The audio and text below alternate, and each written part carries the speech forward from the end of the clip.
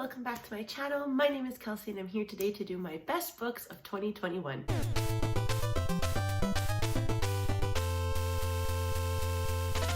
Like I mentioned in my worst books of 2021, which I will link up above, these videos are coming really late simply because I have not been doing well mentally up here. January was definitely struggle bus city. So today we are going to be positive. We are talking about the best books I read in 2021, and hopefully this will put me in an excellent mood. Something I do want to preface is that some of these books are parts of series. So if I don't get too into what they are about or why I enjoyed them so much, it could be due to spoilers. I might get into it if I feel like it's really necessary, but I am a series reader, so I don't always read them in one go. I do tend to read sometimes over the course of years, which we'll see later. So yeah, let's get started with the book. Speaking of reading series, the first book on this list is the second book in the Arc of the Scythe trilogy, and this is Thunderhead by Neil Shusterman. This book series follows two apprentice scythes, one named Rowan and one named Citra, who are taken in by this scythe in order to be apprentices. And in this world, the scythes are used to kind of control the population, because at this point in human history, we have kind of solved all of the world's issues in terms of diseases and whatnot. So in order to keep the population at bay, there are these scythes that come in to kill people at seemingly random. This was, I believe, one of the first 5-star books I read in the year of 2021. It was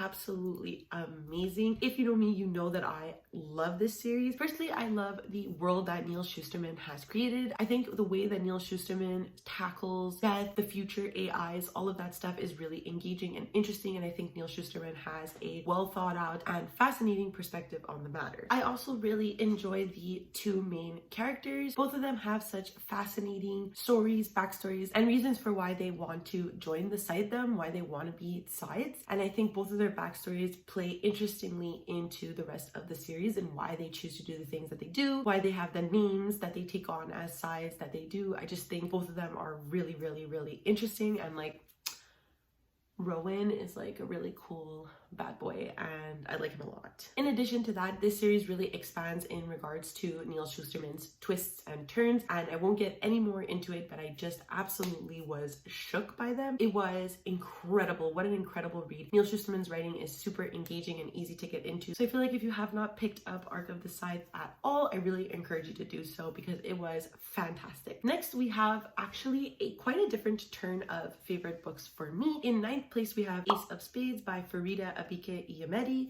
and this book was so good. It basically follows two kids, one named Chiamaka and one named Devin, and they are chosen for their last year of school to be the head boy and girl of the school, which to them is pretty weird, particularly because Devin is chosen, whereas Chiamaka has always worked hard to get the things that she wants. But as things slowly work out well for them, an entity named Aces starts to hunt them down and start revealing all of their secrets. So truly, this was one of the most engaging and thrilling books that I have read in a really long time. I never wanted to put this down, and when I did, all I did was think about it. I was captivated by the story from page one. I don't often read thrillers, and I don't often enjoy them when I do. And this is because I often find that thrillers have similar plots, and I'm able to figure them out due to having read another thriller with the same plot. This one had me for a wild ride. I trusted literally no one. This book is so intense. The way that it tackled racism, discrimination, the topic of eugenics blew my mind. I was also really rooting for our two main protagonists, while also being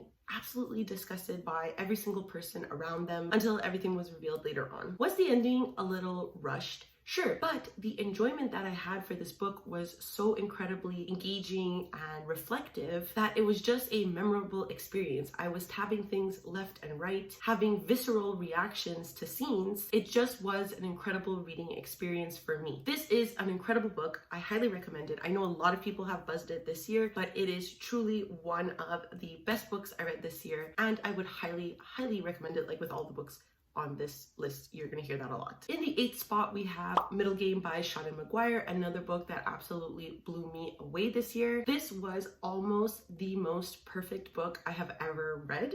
I know Shannon McGuire is a talented genius. I've really liked a lot of the works that I've picked up from her, but I truly think that Middle Game is her best work. Her writing is incredibly addictive.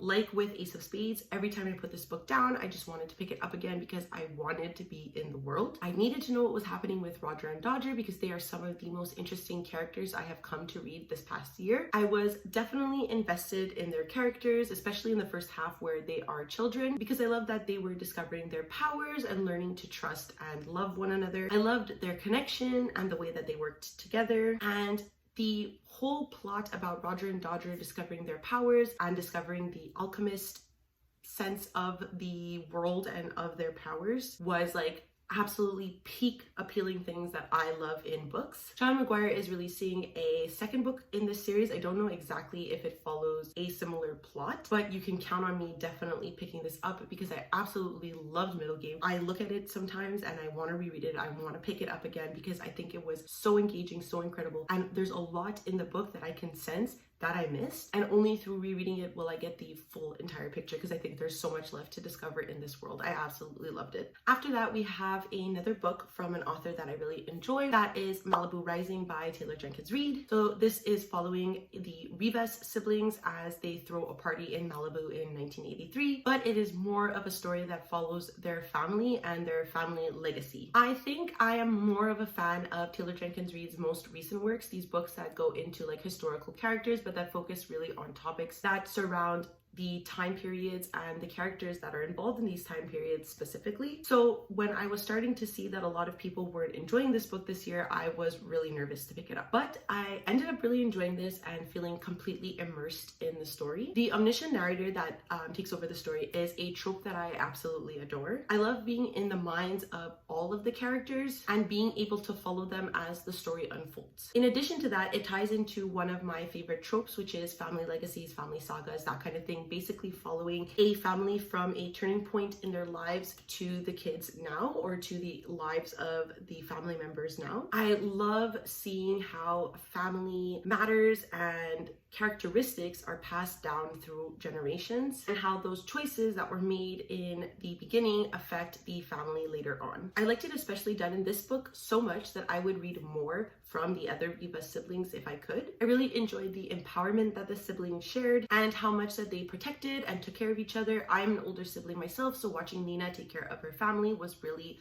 lovely to see, and I liked seeing how much they meant to her and how much she was willing to do to protect them. I also really enjoyed how these siblings tackled or handled meeting their father later on in life when they're a lot older. I think it was sad, but a very realistic way to end that kind of plot. I think it doesn't need to be a happy ending. The kids didn't immediately take to them, they didn't immediately welcome him in, and I think that that was very relatable, very realistic for what they had gone through. Their reactions felt really real and like something that I would have done myself. This was another hit from TJR, and if you have been enjoying her most recent works, I would suggest to still pick this one up. I think it was really good. Obviously, it made my top 10 of the year, and I would highly recommend it. Next, we have The Way of Kings by Brandon Sanderson.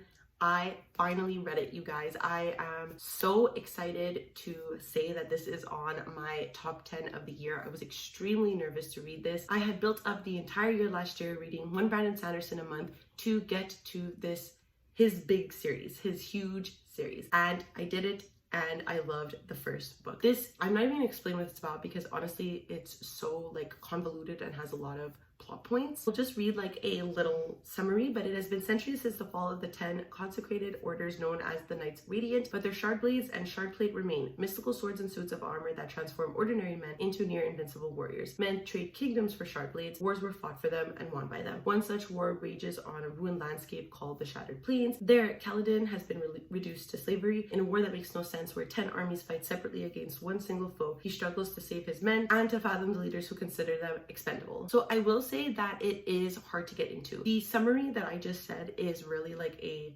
umbrella for what actually goes on. This book is 1,000 pages. A lot happens. So for the first 200 pages, which is only really like 20% of the novel, I was really scared that I wasn't going to enjoy this book. I was confused. I didn't understand what was happening or really what the appeal was to the book. Everybody loves Kaladin. Everybody liked all these characters. And I was just like, is it just me? Am I crazy?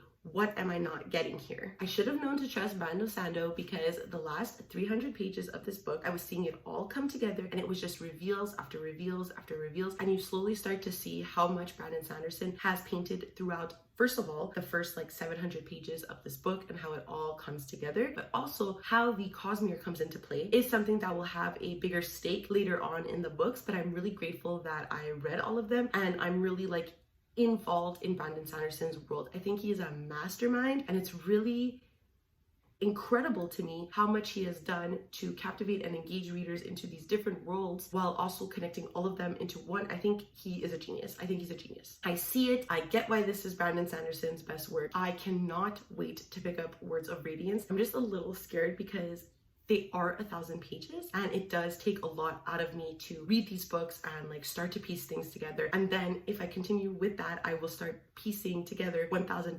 page books together along with the Cosmere. It's a task, it's a feat that I am excited for. I absolutely love this. Next, we have a book that really surprised me this year, but I can't stop thinking about it, and that's Battle Royale by Kashun Takami. I watched the movie of Battle Royale like 8 years ago, I think, and I have a feeling I fell asleep halfway through it or something because I really didn't remember anything. I just remember knowing that I watched the beginning scene of the movie and it's so vivid to me that I will never ever forget it. But this is essentially a book that follows a group of high school kids who are kind of taken to a random island in order to kill one another off until one of them is left standing. The Battle Royale concept. #1 victory royale, yeah, Fortnite we built. This is taking place in like a fascist Japan, and this is one way that Japan keeps people in line. Think of it kind of like the Hunger Games. It is a very similar concept. So like I said, I really love this, like stupidly love this. I was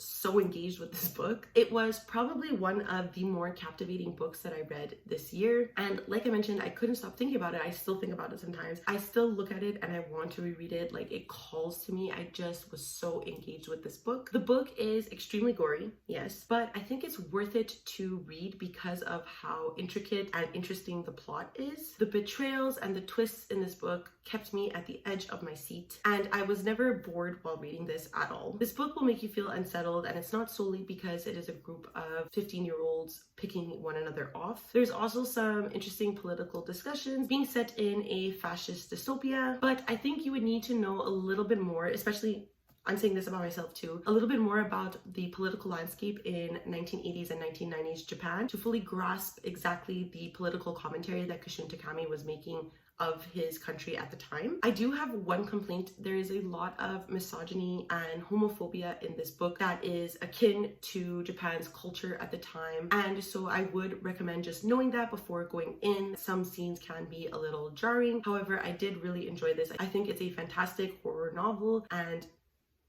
like I said, can't stop thinking about it. I would highly recommend it if you really enjoy like that kind of campy horror slashery type of shit. In fourth place, we have another book in a series, and that's The Dragon Republic by R.F. Kuang, another literary masterpiece. The Poppy War follows a girl named Rin who would do anything she can to join the prestigious army academy, and when she gets in, she starts to realize that it's not all that it seems. The trials, tribulations, and horrors of war start to catch up to her and her classmates. Very bare minimum plot description there because I think so much happens. This is a reimagining of the Sino-Japanese War, so if you know anything about that war, you know how horrific and disgusting it was, and R.F. Kuang takes no shade to what went on. She completely describes it and shows how disgustingly horrendous it was. This is the second installment in the series, and the magic system and the world building in this book really expands, and that's what completely pulled me in. I think a lot of people have a jarring experience between the first two parts of the first book, and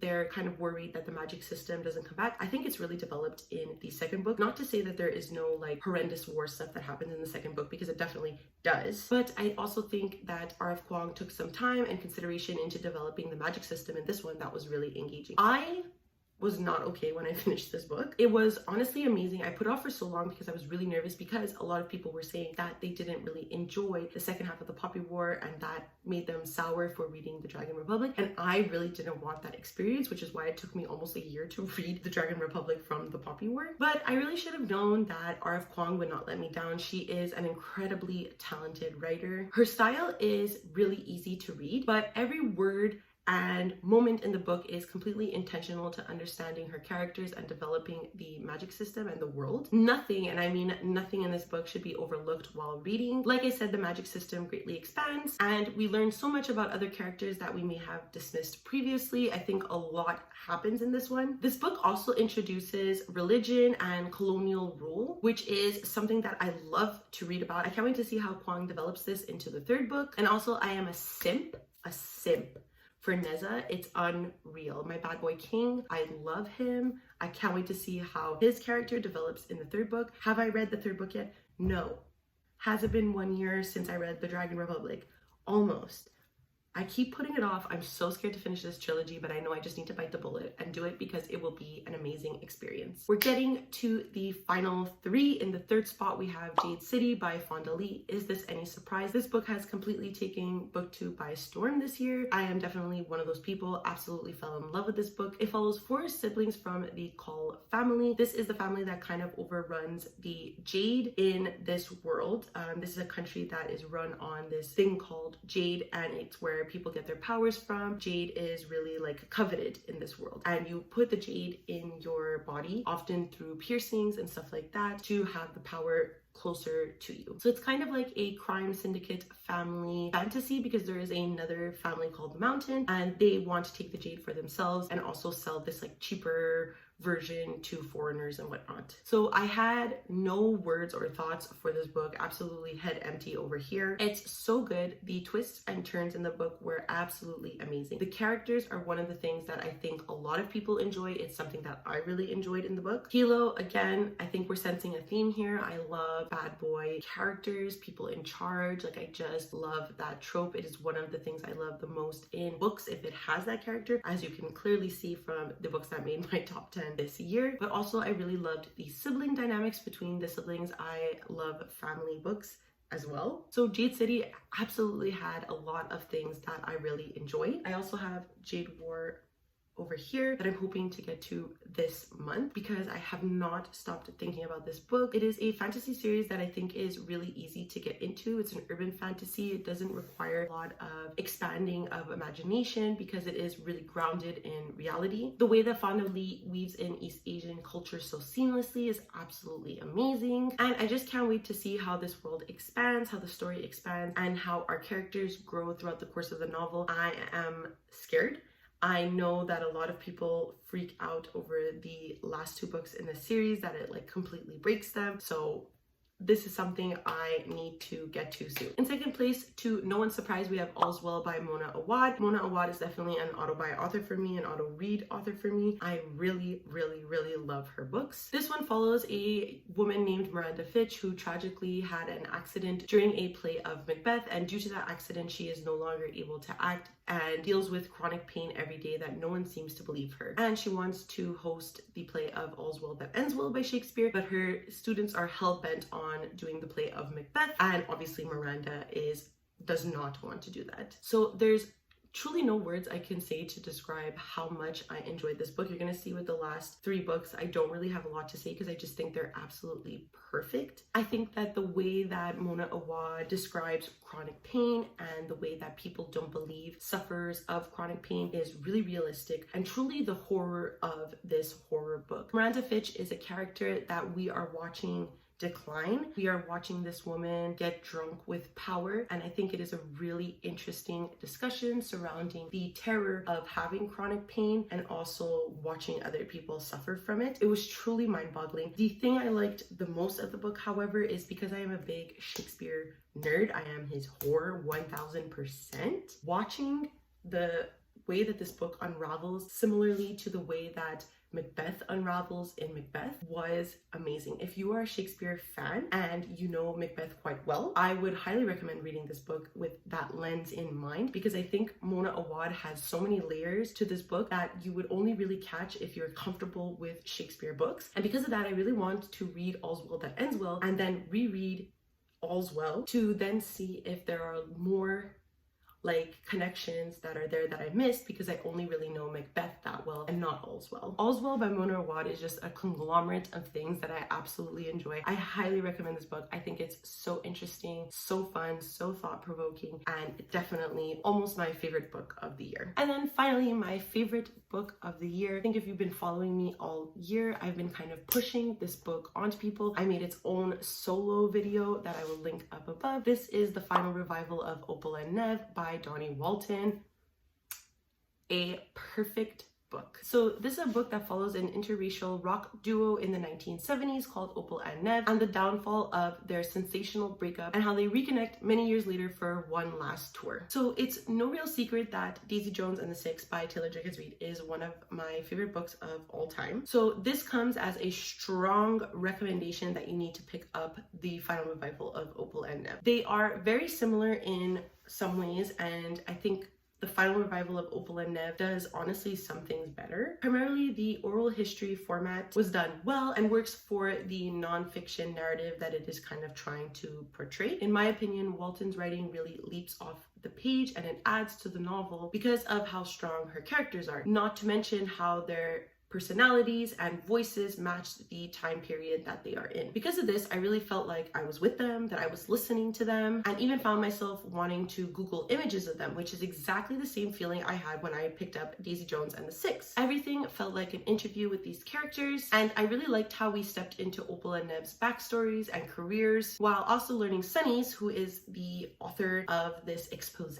her backstory and her life as well. Something that I think this book does better than Daisy Jones and the Six is how intersectional it is. The novel, much like Daisy Jones, discusses sexism in the music industry as well as drug addiction, but it also discusses classism and racism that is a big thing that I think was missing from Daisy Jones and the Six. Additionally, I think the relationship between the rock duo and the reporter figure was a bit more interesting, and I really enjoyed how the reveal of it is at the beginning of the novel, and I felt like that added a sense of tension between Opal and the reporter that kept me fully engaged for the whole novel. I wanted to see how it played out. All in all, I think this was a fantastic novel. If you love the oral history format and you love the vibe of the 60s and 70s, I would highly recommend it. It is an absolutely perfect book to me. Definitely deserves the first spot place this year. And if you don't want to read any other book on this list, please read the final revival of Opal and Nev. And that's it. Those are all the books that I absolutely loved this year. If you liked any of these books, please let me know down below. Are there any of these books that you would like to read now based on what I've said in this video? Let me know down below in the comments. If you would like to follow my journey of trying to find more 5-star reads, more favorite reads, please don't forget to follow me on my Twitter, Goodreads, and Instagram. They are all down below if you would like to follow me there. Also, because it is the end of the video, don't forget to like, subscribe, and ring the notification bell if you want to, because it makes me feel really special and good. And that's it. I don't know how to end these things. Please read the final revival of Opal and Nev, and I will see you next time. Bye!